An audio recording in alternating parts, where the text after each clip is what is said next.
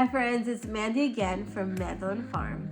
And this channel is all about homemaking and homesteading, and we talk about it interchangeably. So I wanted to just talk about some more homemaking stuff today. My last video was about homesteading and starting seeds. This time I'm going to be talking about decluttering your house. So two very different things, but I feel like they're both very important. And it's that time of year. Spring is here. Spring is not here yet, but it's coming. Spring is coming, and you just kind of get that bug that you want to get the house in order and decluttered. For me, I am 34 weeks pregnant right now, and that is just like on my radar. I have just been nonstop wanting to get this house decluttered and ready for the baby to come. And so I just thought I'd talk about that a little bit and kind of how that works for me, how I get that accomplished, and maybe it would help one of you guys to be able to do the same. So here we go. Here are 3 tips for decluttering your home. Well, actually, before I start, I wanted to talk about this a little bit. I don't know how long some of you guys have been here, but a little over a year ago, we moved out of our camper. We lived in our camper for 4 years, and living in that camper had taught me so much about decluttering and about making a space work, a small space work. It was a challenge. It was such a challenge, but we made it work. For 4 years, I would get rid of things on the weekly, honestly. Definitely on the monthly. Things would I just had to go through everything on the monthly to be able to just keep my sanity in that camper. And so now that I live in a house, I'm not doing it as often. So things accumulate. We have more space, things accumulate quicker. And my goal now is to do it at least twice a year. So this was my first time actually decluttering everything, every single corner of my house, from top to bottom. And it felt good. It felt really good to just go through everything and know like what I have, what I have and the things I have I'm actually going to use. And so, yeah, even though I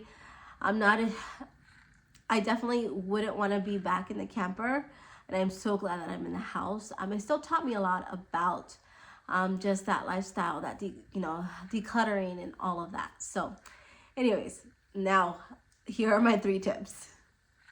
So tip number 1, come up with a decluttering kind of plan. Figure out, okay, what areas of the house do I want to accomplish? How long do I want this to take? Do I want to do a room weekly? Do I want to do a room monthly? Or, which I don't recommend doing just one room a month, because it just takes so long to get the whole house in order. By the time you're done, you're gonna have to start on the first room again. So I would recommend doing at least a room weekly and getting that room in order, just taking a month out to do your whole house, and then you're done and you can move on from that. So I did a room weekly and just focused on a room. And so I would go into, one of my kids' rooms, and I went through that whole room and went through everything. And then, I kind of, if it took a couple days, I would let it take a couple days. If I was able to get it done in a day, then if I wanted to go to the next, I would. But if I felt like there was other things that were a priority at that time, then I would just wait for the next week. But anyways, do what you can and kind of come up with a game plan, so like what your goals are and how do you want to accomplish what you set out to accomplish. Number 2 is start small. Start with the maybe smallest room in the house. That way you feel like you accomplished something, and it helps motivates you to keep going. When you see that clean space, it will motivate you. Okay, let's keep going. Go to the next room. So for me, it's leaving the kitchen for last. Honestly, I just, it's kind of my trouble area.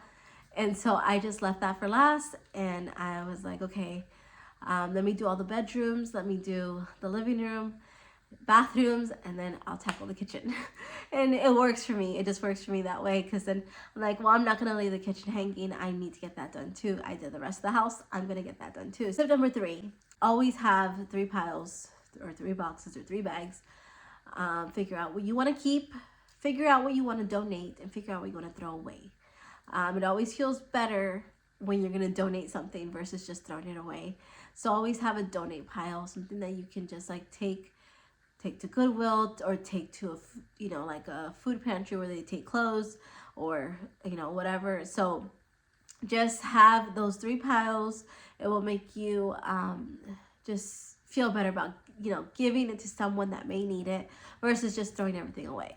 That's helped me a ton. I don't feel bad getting rid of something if I know somebody may use it, and so that just helps me to kind of get rid of things easier. So really think about this. What brings joy into your life, and what is actually taking up space in your life?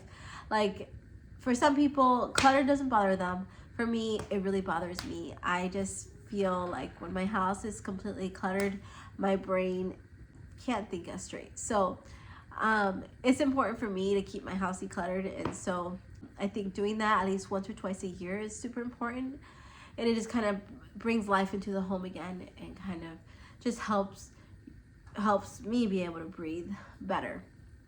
So just think about, those things that are really going to bring joy and really bring purpose into your life. This month in our homemaking group, we actually have a decluttering challenge. And it's going on right now. It is almost over because we're in February right now. So if you're watching this later, that's okay. You can still go into our group. We have lots of challenges we have at least one challenge a month. And so we have lots of challenges through the year, and you can still go back and look at that challenge from February, from this month, and you can go through it, and that may help you too. So anyways, be sure to check that out, and we hope to see you there. Happy homemaking.